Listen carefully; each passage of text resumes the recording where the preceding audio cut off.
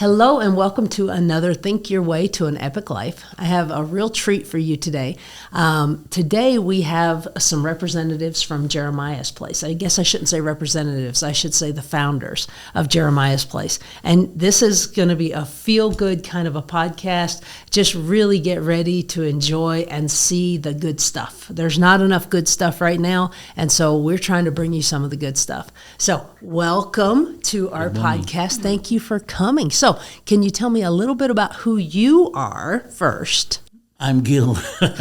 I'm Gil and my wife Liz Silva, and we are the co-founders of Jeremiah's Place, a learning center for special needs adults. We've been doing this almost 10 years now, and it all started because of our beautiful daughter Jessica, who has Down syndrome. And when we were working with her in the community during Special Olympics, we found there was a need. So we've been married for how long?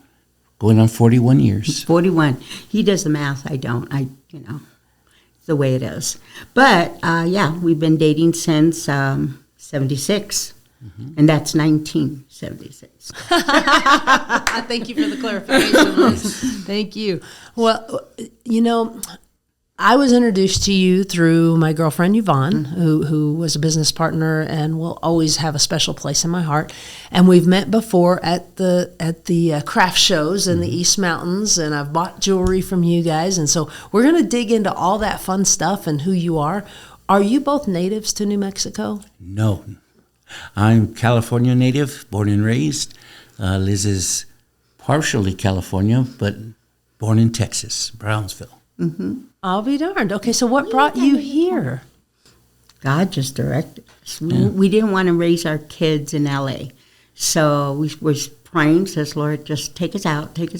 And he did. He brought us here within, a whirlwind, We were living with our in-laws, her parents. We had put everything in storage, and we were just going to move out here by faith.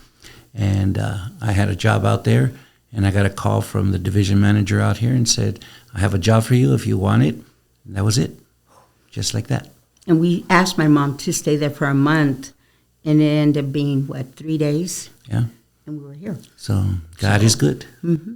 Wow. Okay, so what is it that you do that you got transferred here? At that time, I was working for a company called Electrolux. Okay. Their appliances, vacuum cleaners is what they're famous for. And we had a good store in the L.A. area, and the division manager said, if you can do it there, you can do it here.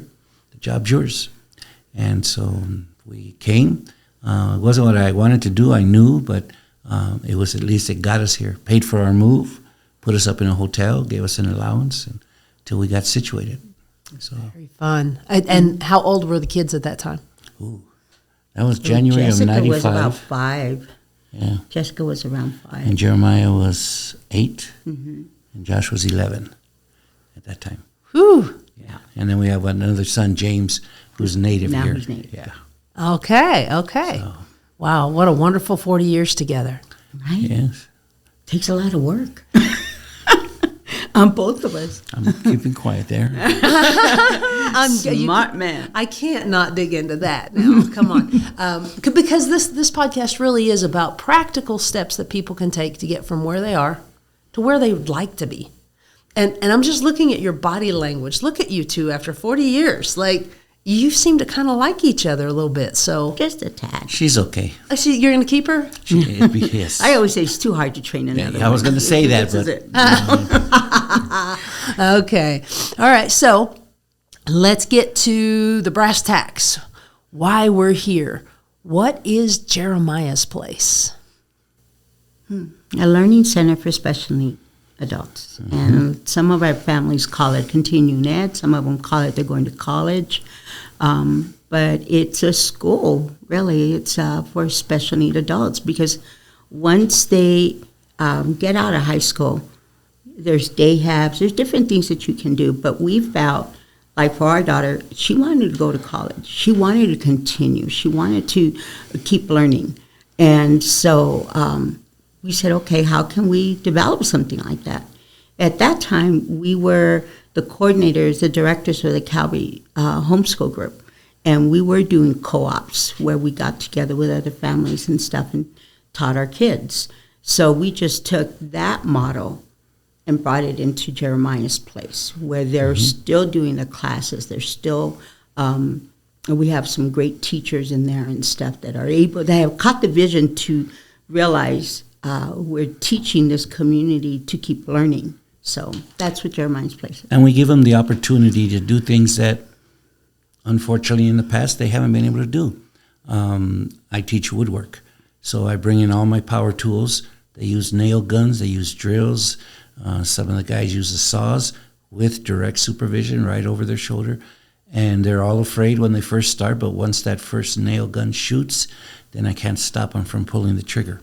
So in a safe way. They enjoy it. So they go, So, and we do, again, as we had mentioned, anatomy. We do dissection.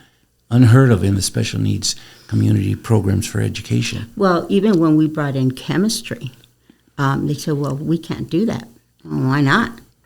You know, there's a lot of stuff where you see the chemicals react and why they're doing what they're doing. So we bought chemistry sets for them. They have the glass ones, they have the plastic ones. Just basically learning how to safe using the tools that are out there for everybody, you know. And they run one of my favorites is watching them do the circuit boards. They do electric circuit boards, and they build fans, they build lights, sirens, and to see their face when they succeed and the little helicopter takes off, you know, or the light goes on, or the alarm, or the music, and they see, because they have to work with a blueprint and put it together, and it's all battery operated. So, but it's awesome to see them feel like I did it, you know. So.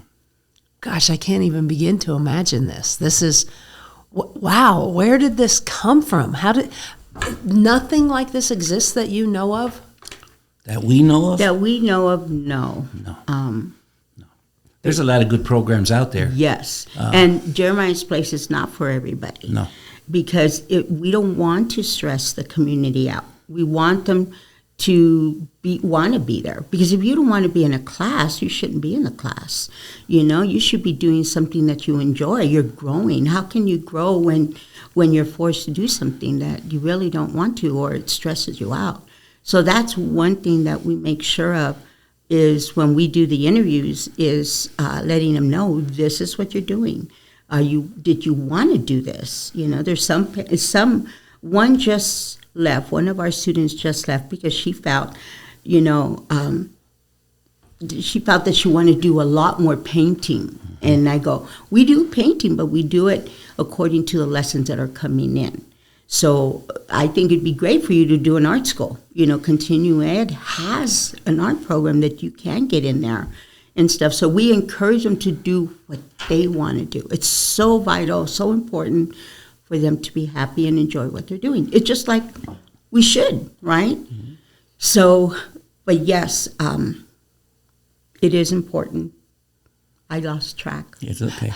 Another person came in to interview, and she knew we have a commercial kitchen available.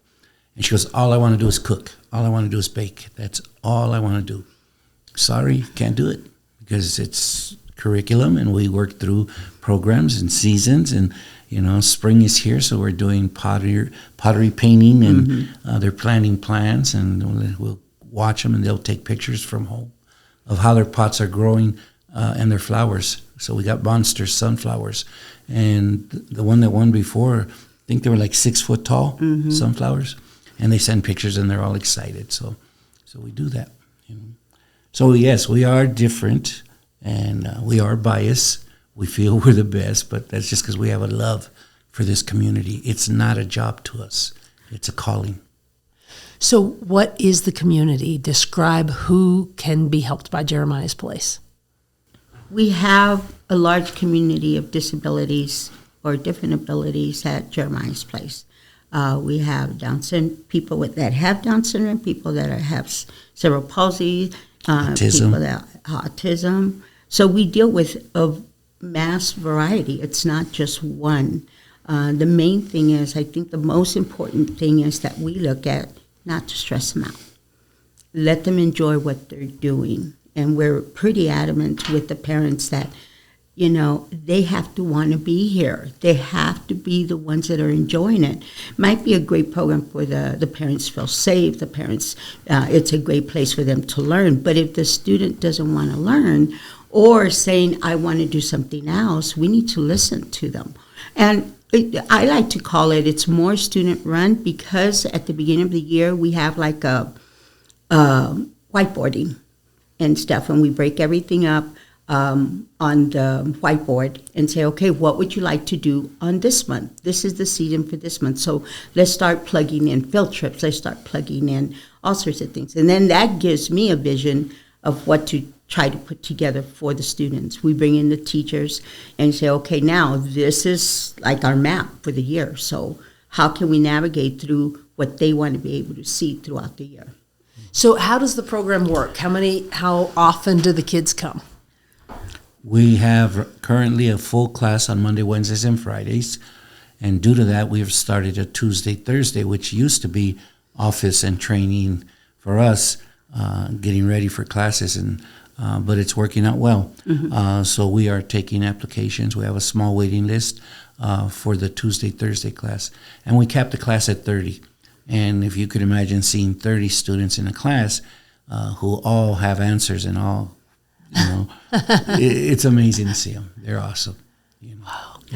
We do a type of, when we go to class, we have 2 sessions, okay?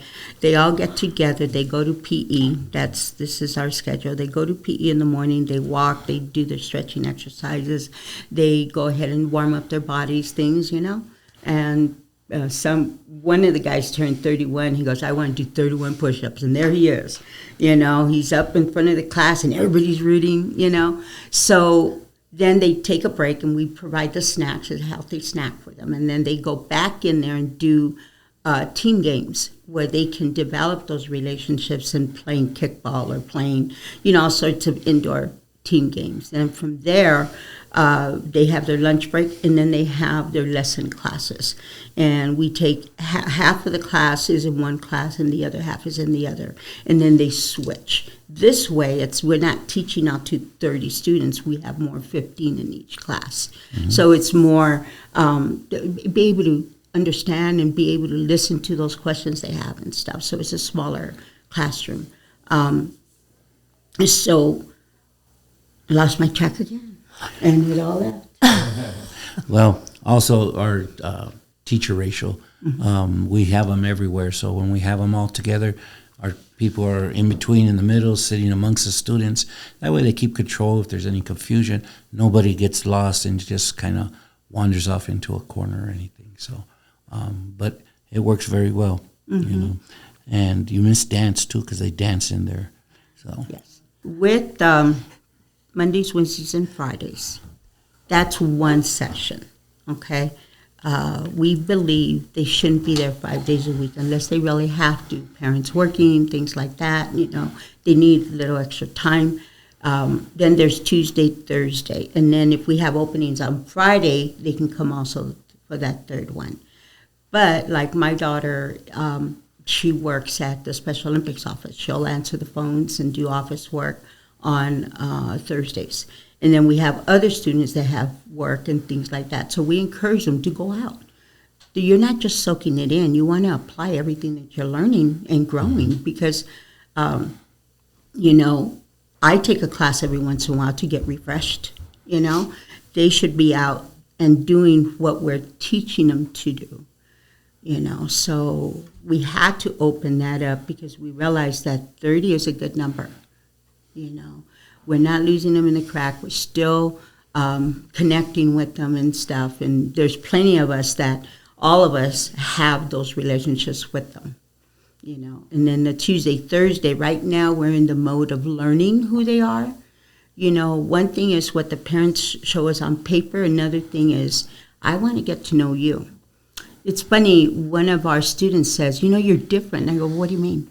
She says, usually they have a training classes with the teachers and wanting to know who I am. And I go, okay, now what's the difference? I said, well, we get your paperwork and then we get to know you. We don't want a prejudgment before we come in. We want to know how to help you grow in certain areas. So we take about really almost 2-3 weeks to just hang out, do things, working on them, and be able, okay, she needs this type of help and she needs this type of help. How can we make this work and stuff? And we'll meet with the parents saying, hey, you know, we noticed this, and the parents will give us some more insight, you know, because the paperwork only just touches the surface. We want to get in deeper to get to know the so that we can serve them and help them Yeah. in the best way possible. You know, and all our team members see every application that comes through the door. Everybody knows this is what this person likes, this is what they don't like, this works, this doesn't work. So it's not just, oh, you're new here. By the time they walk in, our people hopefully have already looked at all their paperwork. So the person coming in, other than I don't want to learn being something that would immediately eliminate Right. them, what else would keep someone from being able to join in on this? Funding is part of it. You know, there's always that issue. But distance, we have currently a student who lives in East Mountain, and transportation in. As much as she loves the idea of being in our program, and she's known a lot of our students over the years, she can't get in here, and nobody lives up there where they could carpool or something. So Somebody that we would say, maybe not a good fit, maybe they have problems with anger management. You know, that would be a hard one. And then we feel like, I know that sometimes if I have to call a parent and say, this is not a good fit, I mean, it breaks our heart. Sure. You know, because you want to serve everyone. But yet, this particular student was stressed out. You know, we try to make it easier. We try to change it up, and it just wasn't fitting. And that's why when we do the interview, we tell them, we said, understand that we're here to grow you. We're here to try to make you as independent as possible. You know, because our kids have limitations, you know, they do. And stuff, I have limitations, and I need to be careful if I don't overdo me, you know, because I'm done. But like with Jessica, you know, she's 31, and then I looked at my daughter-in-law, that's 31, and it just isn't there. And it's okay, because Jessica is Jessica, you know, and Steffi is Steffi, you know, and but we also don't want to have unrealistic goals for them. You know, we want to stretch them, but we don't want to stress them where they break and they feel like a failure, you know. Right. Okay. So you really got my heart going when you said that their first thing is PE, and they've got to walk, and then they go do physical playing. How many parents have come back and just thanked you so much for the changes in their kids? You know, sometimes we talk a lot about, are we making a difference? You know, are we reaching them? And then we'll have a parent, one of our new parents just recently came in and said, my daughter has a birthday party, but she doesn't want to go. And I said, okay. She goes, because she doesn't want to leave Jeremiah's place. And she just wants to stay there. Others that say, on days that my son or daughter is off, they don't get out of bed in the morning. On days that they come to Jeremiah's place, they're up, dressed, and pushing me to get them out the door. So when we hear comments like that, it really touches us, and it helps us to know, okay, because again, there's days where, did we make a difference today? We came in excited, we thought this class was going to blow them away, and then all of a sudden it's like, what happened? You know? Yes, man, did we blow that one? So, it just didn't do as well as we thought. You know, and then other times it's the exact opposite. So, so when we hear comments from that, when we get hugs from our students, a new student that just recently started, I love it here, and she hugs all the time, and it's like great, you know. So it's good. And when we see bonds, when new students all of a sudden recognize somebody from past years in school, and they become instant besties again. That's encouraging. That's exciting to see that. So, yeah, because we do have days that we're tired. I tell my teachers, you have a position where you're always giving. You're always giving. And it's not a physical tired, it's a mentally tired. I said, so make sure that you take that time, because even though sometimes this is going on this corner and you're like, you want to make an impact, but it's just not getting there, you're making an impact, just by being there, just by being their friend. They love coming here and listening to you. You're teaching them something. It's peers teaching peers, and they take better to that. I know Jessica, my daughter, she goes, so-and-so and so-and-so, they're my best friends, and she'll raise her hand and, they're getting all that information in. So I definitely am always encouraging our teachers, because they are always giving, always giving. I said, make sure you guys go out at night, go to main event, go play. Go here, go there. I need you guys to just veg for a while, because it's a constant giving. Now that we went 5 days, it just like, we're feeling it, because now we have to put in, we still got to put in our training. We still got to do our lesson plans. We still, and I give credit to all these teachers in the public schools and everything. They're giving a lot, and it's a constant, planning and teaching and knowing their students. I go, you guys are there. It's a learning center for special needs adults, but realize how much you're giving out, And I said, so-and-so, this parent came and she cannot believe the amazing change that they see in her daughter, where she's able to get up and running, because they lost that. They call it from school to couch. Okay, it's what happens. Yeah, that transition area where they're done with high school, and then what? They start watching TV. They start, going here and not really getting that. And it happens with Special Olympics too. We noticed that our, older community with special need families, they're not as active anymore. They'll do more bocce than track, So we want to encourage. I know.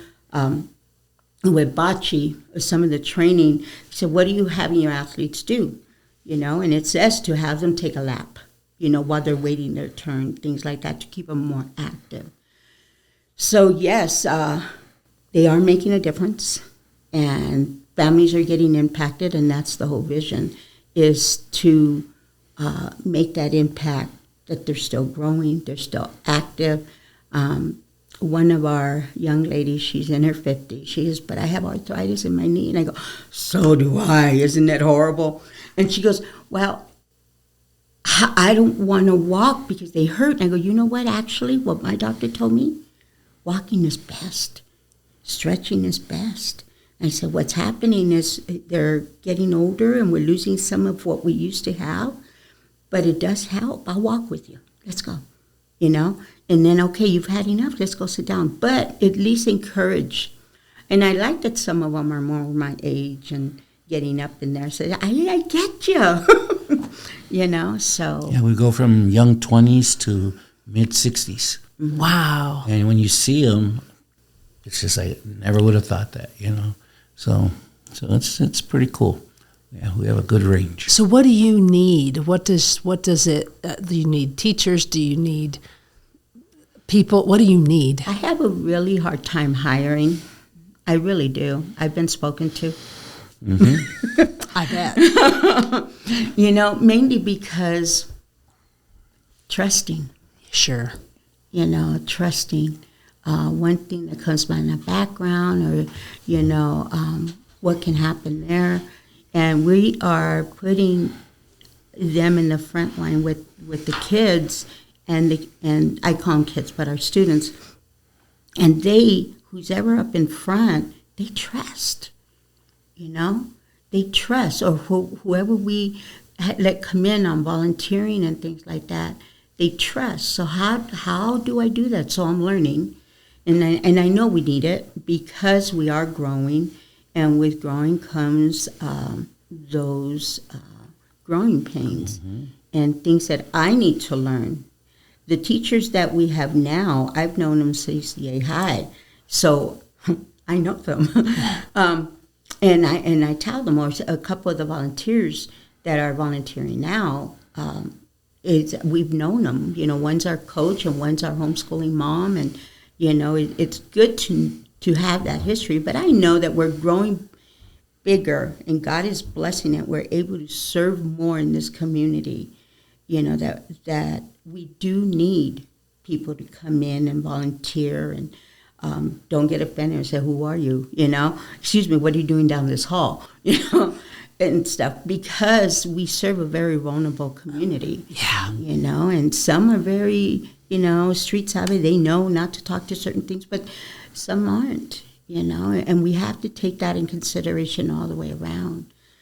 So yes, we do need volunteers. We also have been at Grace Church, where we're at now, 8 years. Mm-hmm. And our goal was always to have our own facility, you know. That way we don't have to take artwork off the walls, and we can leave things out for tomorrow's class, since we're 5 days a week. Mm-hmm. So that's something now, as we're growing, we're saying maybe it's time possibly to start thinking about that. You know? Well, we were leaving. So you need a building. We were actually in a purchase. We were ready to sign. We had our building fund. We were so excited, and then pandemic hit. Oh. Mm-hmm. And that, we praise God that God covered us, because we would have lost everything. We would have lost all our the building, because there's no way we could have kept charging.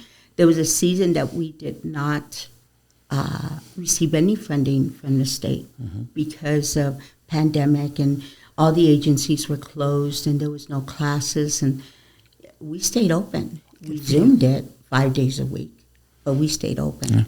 Yeah. We kept all the supplies. We delivered supplies to every house. Wow. For birthday parties, we bought pizzas and to every house. Wow. They had lunch together. Wow. We told the parents, don't let them know we're here, but here's a personal pizza and here's a soda, you know, and then we'd go to another house, you know, just delivering those pizzas for birthdays. But we needed to keep them connected and not feeling alone that we abandoned them. So all that building fund went, it was gone, but well spent. Yes. Well All right. spent. So we need a building. So you guys bring us a building. Somehow, somewhere, somebody bring us a building. Thank you for loving so deeply, so fully. And every time, this is something I've realized very recently in life, that everyone has an immense amount of power.